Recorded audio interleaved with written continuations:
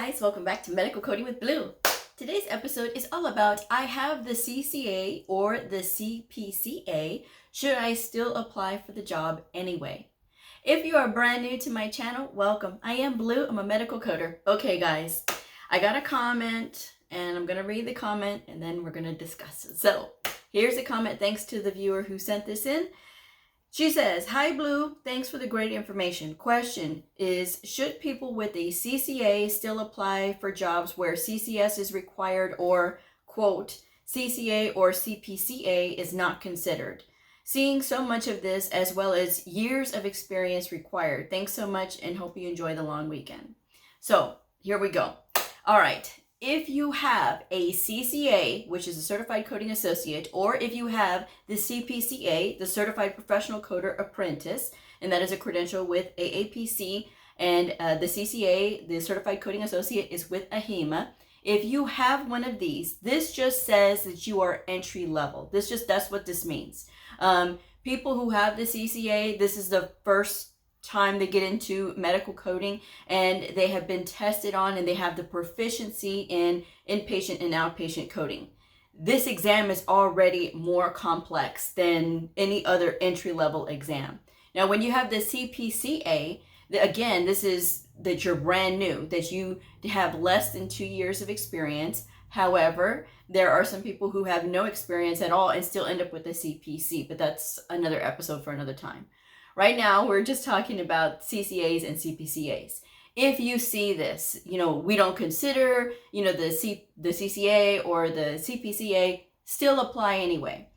We want a CCS or we want a CPC, still apply anyway. Why? Because here's the thing. Employers are going to put out feelers for the people that they think have the most experience that can be dropped in and they can just be good to go because they don't want to have to take the time to train. However, when you have a new candidate that has a CCA or even a CPCA, they can still be given a shot because sometimes these employers are not going to get all the candidates that are qualified. Even if the person has experience, they may not know what they need them to know. And so if you are a brand new medical coder and you're out there looking for a job, you've already been freshly trained. And especially if you've been working on these workbooks or you've been consistently studying even after you've passed your certification exam, you stand a better chance of actually getting the job. Even though they didn't require or they didn't ask for those credentials, you can still apply anyway.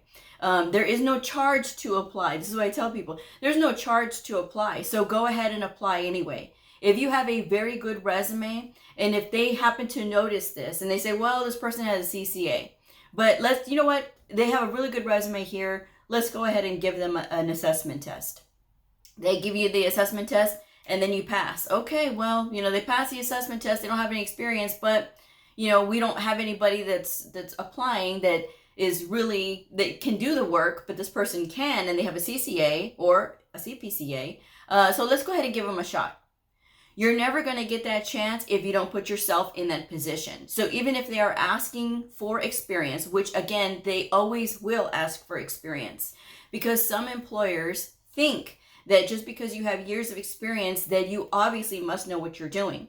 Now, yes, there are a lot of veteran coders that do know what they're doing. However, there are some veteran coders who've only worked in one particular specialty, or they've only done one kind of thing, one kind of set of coding. And so, that they became proficient in, but they've lost their ability to do anything else. So it's not about having years of experience. And the part of the reason that I created my channel was to share this message, because a lot of people get immediately discouraged when they see this, when they see that, people are asking for this credential or that credential and they don't have that credential, so they're not going to apply. Apply anyway, guys, because you never know. And again, employed medical coders who are happy where they are going to stay there. So unless they want to leave and unless they want to change environments or, go someplace else, that's when they're going to be looking. So really, the employers are going to be at the mercy of who's ever available in that area. Again, if you are not applying appropriately, it's like applying everywhere like you should be, you're going to miss out on these opportunities. And don't sit there and spin your wheels, and just because it says in the ad, CCA or Cpc-A not considered, again, apply anyway, because they don't know you and they don't know your skill. So they are assuming that by weeding out brand new people that they're not going to have to train. Now, if you can show them on your resume that you've got a really good resume and it's not going to be filled with all of these unnecessary things, it's going to have these transferable skills from whatever job that you came from. Because I had no experience in medical at all before I got into medical coding. I didn't even know what medical coding was when I started the school. But what I did was I ended up going to a temp agency. And a lot of you resist me when I suggest that you start with a temp agency. Oh, Blue, I don't want a temp job. You don't have to listen to me, guys. That's the thing. That's number one always. You don't have to listen to me. But I'm telling you what I experienced, what I went through, and what made me successful even still today. So give the temp agencies a try. Now, you'll ask me, well, Blue, what one do you recommend? There's hundreds of thousands of temp agencies all over the US. So Google in your area temporary agencies for medical professionals, and that's when a lot of them will pop up. You don't have to have experience to be hired on with a temp agency. Now, the temp agency, if you let them know, hey, I'm a brand new certified medical coder, and they'll say, okay, well, here, we're going to give you a proficiency test. They have to give you a proficiency test to see what you know. And when you take this test, you need to make sure that you pass it. Because if you're not taking it seriously, as far as like passing these tests, that's where the problem comes in. Oh, well, they don't want to hire me because I'm brand new. Okay, well, when did you get your certification? Last year. Have you been studying? No. That's the problem, guys. You need to continue to study. Otherwise, you're going to start to forget all the things that you learned while you were in school or while you were independently studying, okay? Because you can't independently study to get the certification, but you have to learn all the things on your own. It's just like when you go to school, you know what I mean? Like they still, a lot of these schools, you're still learning on your own. I went to a trade school and I still learned on my own. So that's the thing that you have to know about this field. But you're going to go ahead and apply anyway. It doesn't matter if they're asking for experience. And you're going to go and apply at a temp agency so they can get you an assignment. Because all of the assignments that they're going to send you on, they're going to add filler to your resume. Then you're going to be able to start making those connections in the field, right? You're going to be able to start saying, hey, here I am. I'm a brand new medical coder. You're going to start to make those connections. Hey, we know that they're a really hard worker. We saw them. They're working over in release of information right now. But let's give them a try, because it's a lot easier to hire somebody that they know versus somebody that they don't know, right? So if you're already in the hospital, if you're applying there, making those connections, that's a great thing, okay? And temporary assignments that you get from the temp agency, they're not going to be for a day. If a medical coder calls out for a day, they're not going to call a temp agency looking to send somebody in. They typically will call in the temp agency when they know that person's going to be out for a few months. Maybe they're going to go on maternity leave, or maybe they're going to go on, maybe it's somebody that, they retired, okay, and they need to bring somebody else in. But in the meantime, while they're looking, they need somebody to temporarily fill in. That's when you can get in there and get experience. It is not impossible to get a job, guys, okay? It is very possible, but you have to be creative in your approach, and you have to have a good attitude for whatever you do. Do not bring that stuff to LinkedIn. I always see that on LinkedIn, people complaining. And I'm like, do you know how you're making yourself look bad to other employers? Oh, well, I'm trying to support my family, and they're telling their whole life story. Guys, no one really cares to know why you're looking for a job. Everybody has their reasons for looking for a job. But it doesn't matter. What matters is your skill. That's going to get you a lot further than your story. Right? Because your story, while it is important to you and important to your family life and your home life, it is your business. And people have to learn to start to keep things to themselves. Not everybody needs to know your business. Not everybody needs to know why you're doing this or what you want to do with your career. What they need to know is, what do you know? Are you studying? Are you getting all of these are you going on these interviews? And when you're doing these assessment tests, again, this is a great way to practice because, you know, you're seeing out there what they're looking for. Like, what are they testing you on? And different places are going to test you on different things. It's depending upon, you know, if it's a specialty type of situation. If you're applying for an orthopedic practice, they're going to ask you orthopedic related questions like injuries and about the bones and things like that. They're going to ask you those types of things. You know, if you're applying with a cardiology center, it's the same thing. They're going to ask you cardiology related type questions. So that's what you need to know, guys. But prepare yourselves with a very good resume. Have it be no more than 2 pages. And when they're 2 pages, they need to be at least, you know, about what you've done and your transferable skills again. And what were you trained on in your program? I don't want to see just, oh, that I have a certification and then nothing about the certification. What did you learn in your program? Because when you're sending in your resume, you know, it's going through this computer system, and this computer system is looking for those words that are related to what they have in that job listing. So that's something else that you got to know. I mean, that's what they're going to be looking for. Now, yes, even though it's assumed that we all know medical terminology and anatomy and pathophysiology, it still needs to be on your skills on your resume. Okay, so that's where you need to have that on there. And if you've been trained obviously with ICD-10-CM, put that on there. And do not be lazy, guys. Don't be lazy and put ICD-10.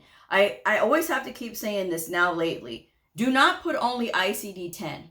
ICD-10 for me, if I'm seeing this, I'm a hiring manager next, because this person didn't tell me if it's ICD-10-CM or ICD-10-PCS. There is a difference in the two. One is for diagnosis, one is for inpatient procedure coding, and I am not going to sit there and assume which one you're talking about, because somebody could have taken a CPC exam and still been trained on both inpatient and outpatient, but they felt like they wanted to go with AAPC, so they took the CPC. How do I know that they're not proficient already in PCS coding? So that's why you need to be very clear. ICD-10-CM, if you were trained in the inpatient procedure coding, ICD-10-PCS as well. Do not put ICD-10-CM/PCS. Again, that's lazy, okay? Make them 2 separate lines, guys. It's 2 separate things. It's 2 separate thoughts and 2 completely different frames of mind when you're looking stuff up in those books, okay?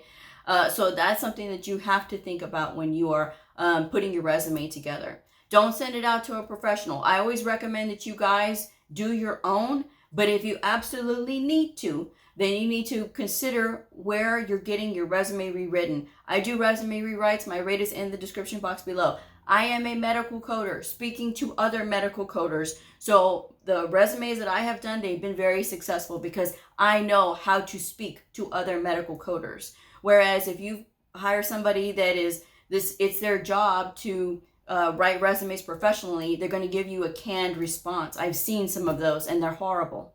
I mean, they say a lot of the same things. They repeat so many different parts, you know, of what we do. Like for medical billing, they'll say, oh, that they work with NCCI edits and, you know, LCD, NCD. Come on, guys. Come on. And then they'll say Medicare Parts A, B, C, and D, you know, and then they say medical billing. Come on. You know, to me, it's just like, no, But, you know, whatever you choose to do, whether you choose to write it yourself or whether you choose to, you know, have somebody do it, it's entirely up to you. I do have videos on my YouTube channel about resume tips for brand new medical coders, and I encourage you guys to check that out.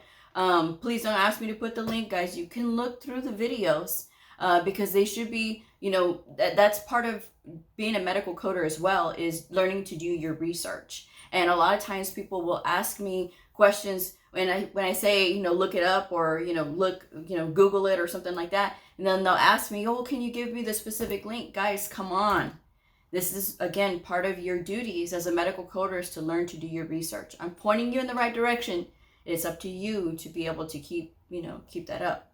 Now, again, don't get discouraged when they say that they want years of experience. You still apply anyway. And get registered with that temp agency, because the temp agency is going to get you your start. I mean, again, you don't have to be having experience in order to work for a temp agency, because they are there to fill in jobs temporarily. Okay.